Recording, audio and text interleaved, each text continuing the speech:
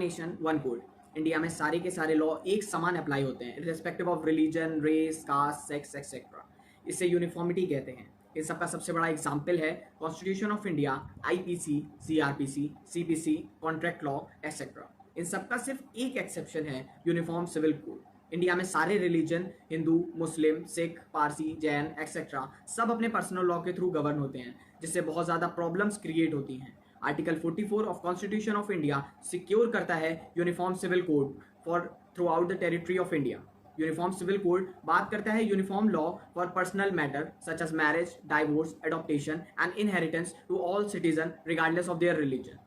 In 2018, a report by 21st Law Commission of India stated that Uniform Civil Code is neither necessary nor desirable at this stage in this country. Goa was the only state where its Uniform Civil Code is followed. Goa was under Portuguese until 1961. Supreme court के बहुत से landmark cases में uniform civil code को support करा है।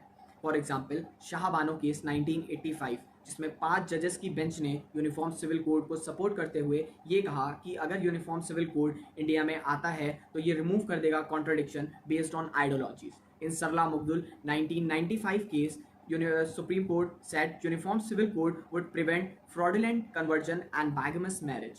In Saira Bano case 2017, Parliament enact a law to regulate Muslim marriage and divorce. Uniform civil code अगर India में आता है तो ये प्रमोट करेगा जेंडर इक्वलिटी और जस्टिस को, और हेल्प करेगा create and secure national unity and integrity को, और रिड्यूस करेगा discrimination against women and minority. जो लोग यूनिफॉर्म सिविल कोड को सपोर्ट नहीं करते हैं उनका ये कहना है कि अगर ये अप्लाई होता है इंडिया में तो ये वायलेट करेगा fundamental right to freedom of religion, और it would be difficult to implement and enforce. It would not be acceptable for all religious communities. It would be a majority imposition on minority groups.